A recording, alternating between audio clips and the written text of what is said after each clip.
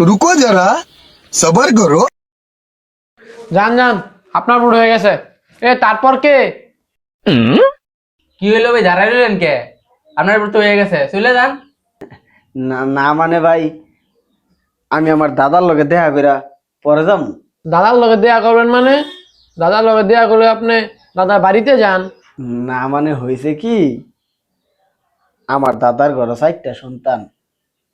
এখন হ্যাঁ জমি জমা ভাগ না করে দিয়ে এই দাদাই মারা গেছে। এখন প্রতিবারে বারে খালি আমার বাপ চাচারা ঝগড়া লাগে। এখন শুনছি দাদাই নাকি 5 বছর পর পর ভোট দেওয়ার সময় ভোট দিতে আই। কি কন? আপনার দাদা মরে গেছে, মরা মানে আবার ভোট দিতে হয় কেমনি? আরে হ স্যার, বিশ্বাস না করলে আপনি দেখেন, একটু পরে আমার দাদাই ভোট দিতে আইব। কি বলেন? আপনার দাদার নাম কি? টপ আলী। দাঁড়ান, চেক করে দেখতাছি।